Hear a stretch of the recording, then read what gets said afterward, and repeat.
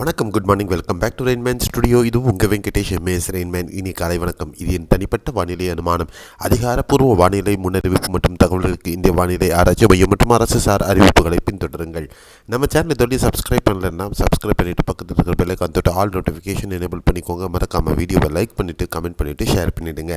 உண்மையான தகவல்கள் தொடர்ந்து கிடைப்பதற்கு நீங்கள் நம்ம சேனலை சப்ஸ்கிரைப் பண்ணுவீங்கன்ற நம்பிக்கையோட இன்றைய வானிலை அனுமானம் 12 ஜனவரி 2026 நம்ம பார்க்கலாம். வரக்கூடிய நாட்களில் அடுத்த ஓரிரு நாட்களில் நம்ம பொங்கல் பண்டிகையை கொண்டாட இருக்கிறோம். அந்த பொங்கல் பண்டிகை எந்த இடையூறு இல்லாமல், மழையில் தாக்கம் இல்லாமல் நம்ம கொண்டாட போகிறோம் அப்படிங்கிறது முதல் விஷயம்.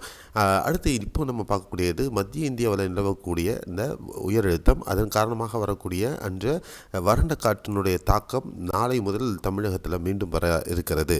ஸோ இன்றைக்கி பொறுத்தவரையிலையும் பார்த்திங்கன்னா, நேற்று மன்னார் வளைகுடா பகுதிகளில் நன்கு அமைந்த தாழ் பகுதி வலுவிழந்து தாழ் பகுதி ஆகி அது முற்றிலும் நேற்று மாலையில் செயலிழந்து போனது அப்படிங்கிறது தான் நம்ம பார்க்கணும்.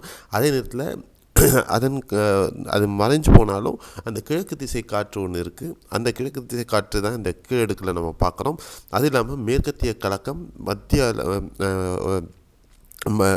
500 HPAல நம்ம பார்க்குறோம். அந்த இரண்டுக்கும் இடைப்பட்ட ஒரு உராய்வு காரணமாகத்தான் இப்போதைக்கு மழை மேகங்கள் நமக்கு உருவாகி மழை பதிவாகி வருகிறது.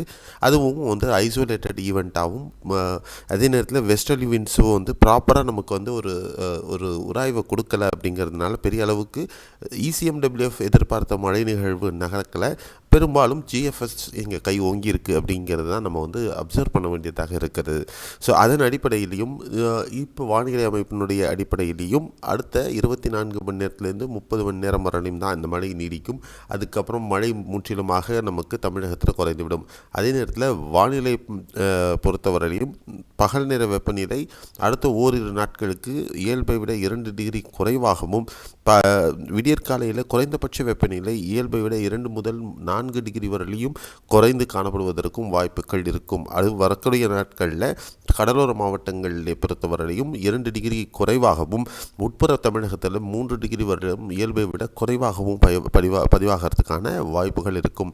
ஸோ மீண்டும் இந்த உறைபனி மலையோர மாவட்டங்கள்லேயும், அதே நேரத்தில் உட்புற மாவட்டங்களில் பனிமூட்டத்தின் தாக்கமும், கடலோர மாவட்டங்களில் இந்த ஃபாகனுடைய அமைப்பும் காணப்படுவதற்கு வாய்ப்புகள் இருக்கும்.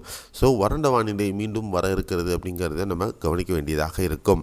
அதே நேரத்தில் கடந்த 24 மணி நேரத்தில் நீலகிரி மாவட்டத்தில் ஓரளவுக்கு மிதமான மழை பரவலாக பதிவாகி இருக்கிறது. கோத்தகிரி 24 மில்லிமீட்டர், அதே மாதிரி நடுவத்தப்பட்டி 24 மில்லிமீட்டர், இந்த மாதிரி மழை பதிவாக இருக்குது. நாகை மாவட்டத்தில் தோப்புத்துறை 22.4 மில்லிமீட்டர் மழை பதிவாகி இருக்கிறது. நாகை மாவட்டத்திலையும் நீலகிரி மாவட்டத்திலையும் பரவலாக மழை பதிவாகி இருக்கிறது தான் நம்மளுக்கு இப்போ இந்த லிஸ்ட்டில் நம்ம பார்க்குறோம். திருவாரூர், திருச்சி, கள்ளக்குறிச்சி, பெரம்பலூர் ஆகட்டும், அரியலூர், சேலம், இந்த தேனி மாவட்டம், இங்கெல்லாம் பார்த்திங்கன்னா ஒரு லேசான மழை முதல் மிதமான மழை வரலையும் தான் பதிவாகி இருக்கிறது. ஸோ பெரிய அளவுக்கு கனமழை பொறுத்தவரையிலையும் எங்கேயும் பெருசாக பதிவாகலை. எல்லாம் ஒரு மிதமான மழை வரலையும் தான் நம்மளுக்கு பதிவாகி இருக்கிறது.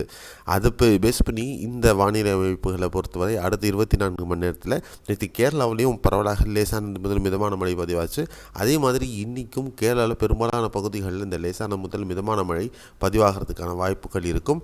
கர்நாடகாவிலையும் இன்றைக்கு பெங்களூர் மற்றும் புறநகர் பகுதிகளாகட்டும், அசன், மைசூரு, தும்கூரு, சித்தர்துர்கா, மலையோர மேഖലகளில் உத்தரகன்னடா, ஷிமோகா, உடுப்பி, தக்ஷிண கன்னடாவாகட்டும், பெல்காம் வரையிலையும் லேசானது முதல் மிதமான மழை பதிவாகிறதுக்கான வாய்ப்புகள் இருக்கும். தமிழகத்தில் பொறுத்தவரையிலையும் பாண்டிச்சேரி, கடலூர், மயிலாடுதுறை, நாகை, காரைக்கால், திருவாரூர், தஞ்சை, அரியலூர், கடலூர் மற்றும் கள்ளக்குறிச்சி, பெரம்பலூர், அரியலூர், சேலம் மாவட்டங்களில் மட்டும் மிதமான மழை வரலையும் பதிவாகிறதுக்கான வாய்ப்புகள் இருக்கும்.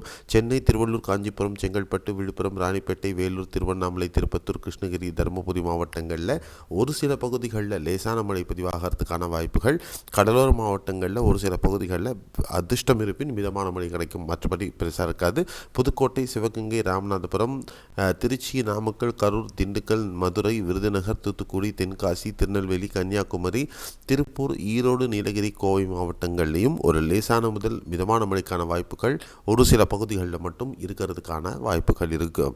நம்ம எதிர்பார்த்த அளவுக்கு இந்த மேற்கத்திய கலக்கமும் கிழக்கத்திய காற்றும் இந்த சலனத்தினால் வந்த கிழக்கத்திய காற்றுக்கும் இடைப்பட்ட உராய்வு காரணமாக எதிர்பார்த்த அந்த பெரிய மழை வந்து நமக்கு கிடைக்கல.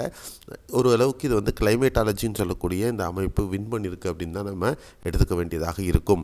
ஸோ இந்த மாதிரியான உண்மையான தகவல்கள் தொடர்ந்து உங்களுக்கு கிடைக்கணும்னா நம்ம சேனலில் நீங்கள் சப்ஸ்கிரைப் பண்ணிவிட்டு பக்கத்தில் இருக்கிற பெல் ஐகான் தொட்டு ஆல் நோட்டிஃபிகேஷன் எனேபிள் பண்ணிக்கோங்க. வீடியோவை லைக் பண்ணிவிட்டு மறக்காமல் நண்பர்கள் உறவினர்களுக்கு ஷேர் பண்ணுங்கள். மீண்டும் அடுத்த ஒரு காணொலியில் நம்ம சந்திக்கலாம். அதுவரை உங்களிடமிருந்து விடைபெறுகிறேன். நன்றி, வணக்கம், bye bye, see you, have a nice day.